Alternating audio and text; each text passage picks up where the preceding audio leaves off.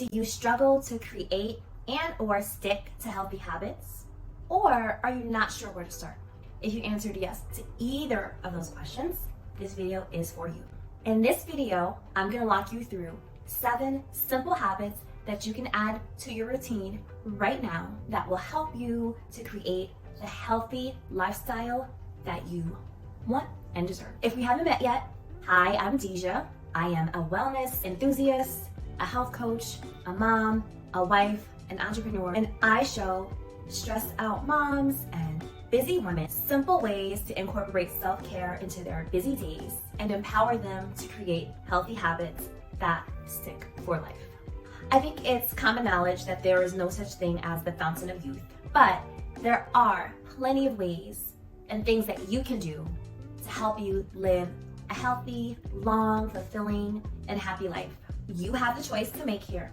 It is up to you to decide. So the question I have for you today is, are you willing to create healthy habits that will enable you to live a long and healthy life and that will serve you in the long run? Are you willing to let go of some of your unhealthy habits or even toxic habits that you know are just no good for you? So let's just quickly talk about why it's important to change habits in the first place. The fact is that even changing seemingly small habits have the ability to impact your life in tremendous ways. So for example, instead of maybe grabbing for a cup of coffee first thing in the morning, why don't you try grabbing a glass of water before you drink the coffee? I'm not here to tell you that you shouldn't drink coffee. I drink coffee myself.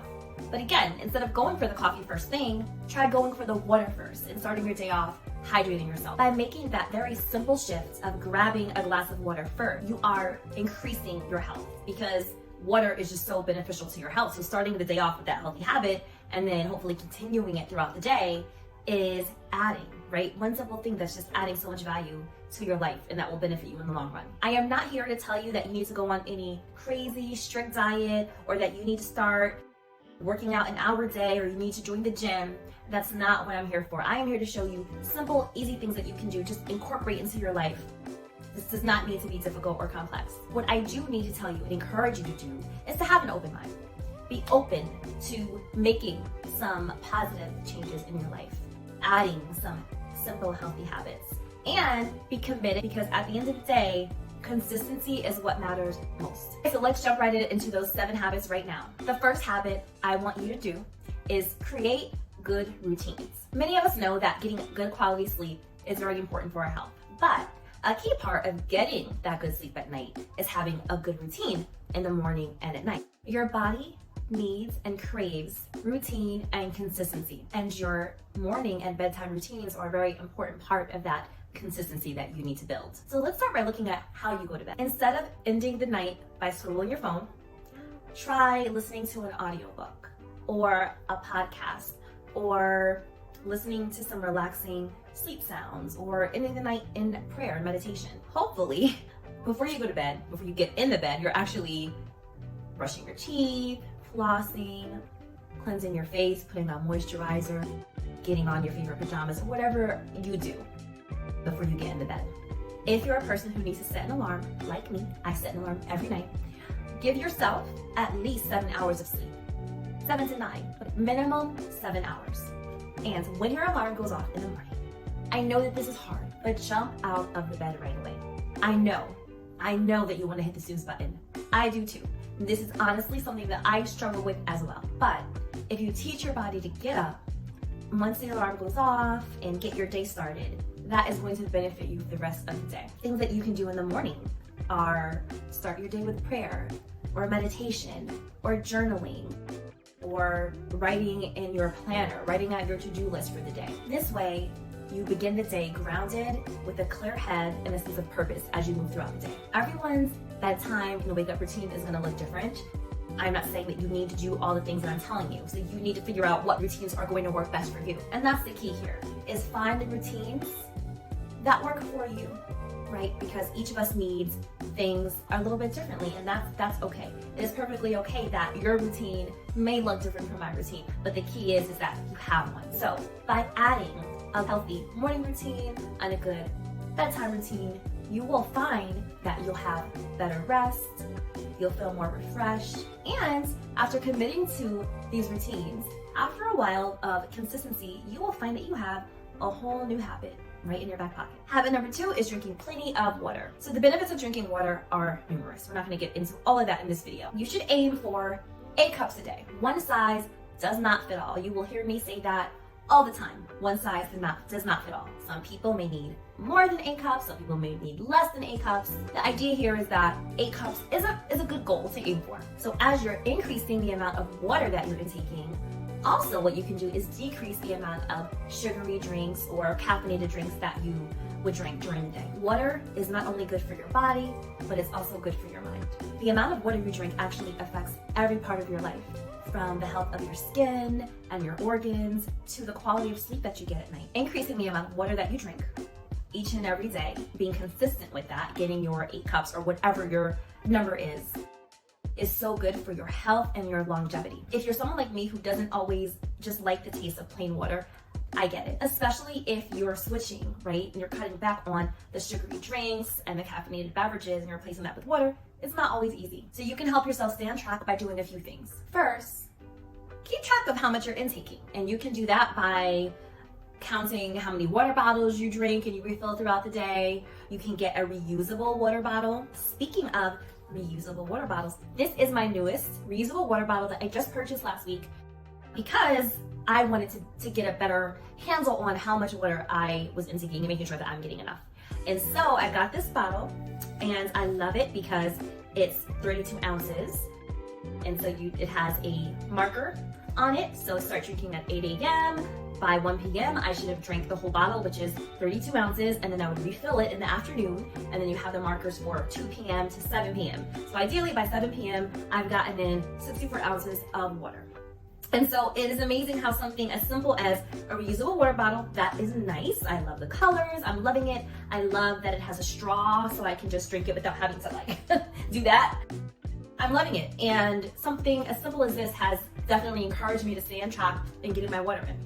Be sure, if you do get a water bottle that you love, bring it with you everywhere you go as that reminder that you need to drink your water. You can also use apps. There are apps out there that will help you keep track of how much water you're drinking. Another thing you can do is just get an accountability partner, a friend, a coworker, a family member. Ask them to keep you accountable to reaching that goal. The third habit for today's video is to get moving, move your body. Getting and staying active can be one of the most challenging things to do consistently. A body in motion tends to stay in motion, and a body at rest tends to stay at rest. If you've been inactive for a long time, it can be quite challenging to become active and start living a more active life. But if you truly want to improve your health and feel better, being active, moving your body is a must. You've got to get up and move. Don't worry, you don't need to commit to running 5 miles a day. You don't need to join a gym and get on the treadmill. Nothing wrong with those things, but you don't have to do that. I encourage you to start small by doing something that you enjoy and then build from there. This might be going for a walk after a meal, such as after lunch and after dinner. Or maybe it's playing with your kids in the backyard. Or maybe try a gentle program that doesn't add too much stress to your body, such as gentle yoga or gentle stretching exercise. These things are really good because they help to get your body moving, but they're not so demanding on your body. You can also do some strength training using only your body weight. You can start with doing some squats, some lunges, some leg lifts, some push-ups. And if and when you are ready to up your game, you can increase those activities. So if your goal is to start out by walking after lunch and dinner, maybe for 10 minutes, after a while, you're feeling confident, you're feeling good, increase that. Increase it, add another 5 minutes. When you're ready, add another 5 minutes. Get yourself up to 20 minutes, 30 minutes, slowly but surely. You may want to consider learning to jog or run. Another thing you may want to consider is a very popular activity right now, which is pickleball, or you can ride a bike. If you're doing strength training, you can move from using body weight only to adding in weights. And you don't need to start with heavy weights, you start with light weights, and then you can increase from there as you get stronger and more confident. When it comes to moving your body, the choices are endless. And once again, there is no one size fits all. You have to find what works for you and what you're gonna stick to. In addition to becoming more active, getting outside has added benefits. While you can certainly do a lot of movement inside the house, even walking around the house is fine. But there are added benefits to getting outdoors in nature, breathing in the fresh air, just has those added benefits to your health. Exercise is one of the best things you can do for your health and wellness. And when I say exercise, I don't mean structured exercise, I mean moving your body. So I use exercise and moving your body interchangeably.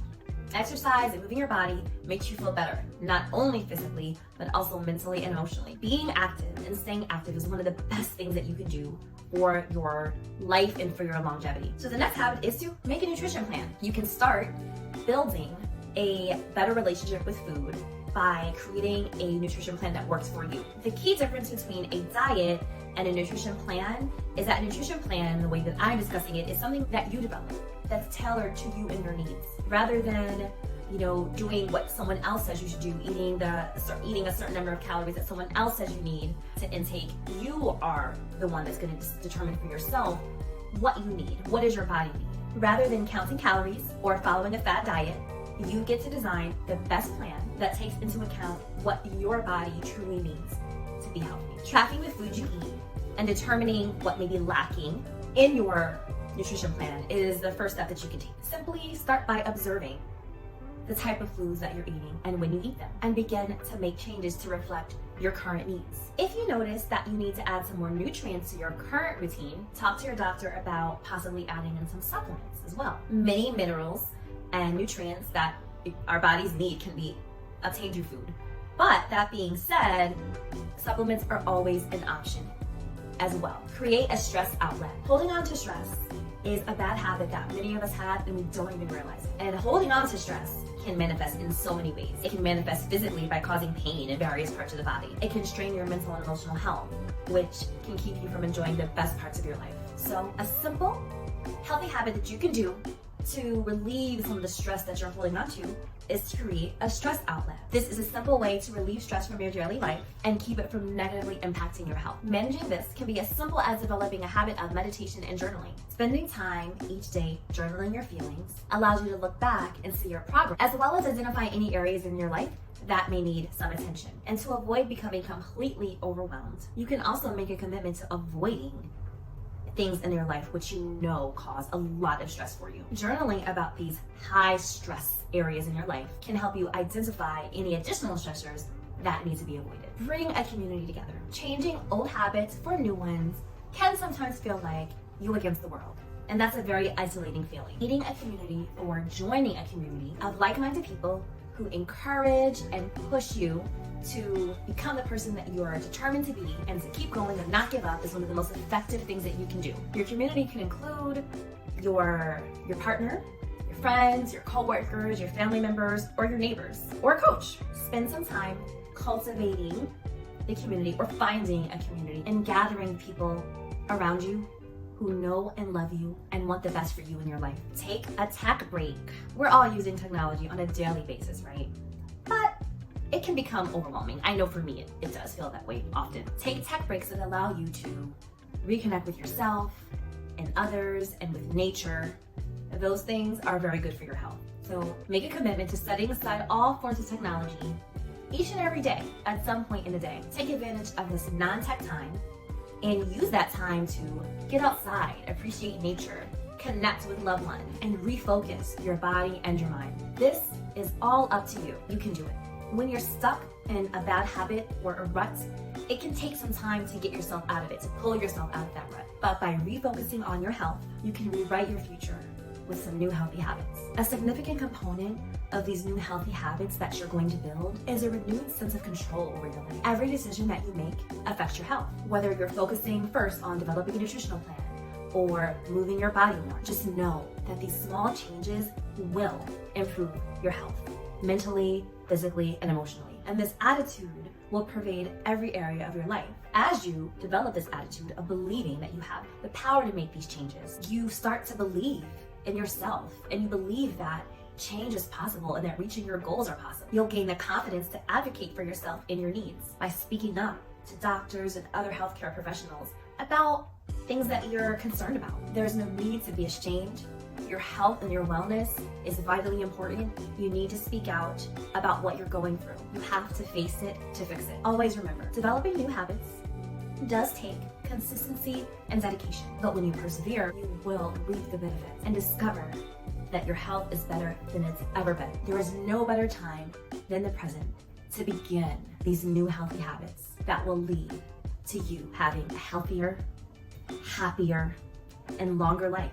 And one thing I want you to know before I sign off here is that it's never too late. You can do this. I know this to be true because it took me until I was in my late 30s to finally make the changes that I needed in my health that were necessary to improve my PCOS symptoms and finally feel better. For most of my life, I just thought there was nothing I could do about it. And when I learned differently and I started implementing the things that I had learned, it gave me a whole new outlook on health and on my life. Let me know in the comments which habit you're gonna start with first. If you found any value in this video, please give it a like. And if you like content like this, subscribe for more. Bye for now.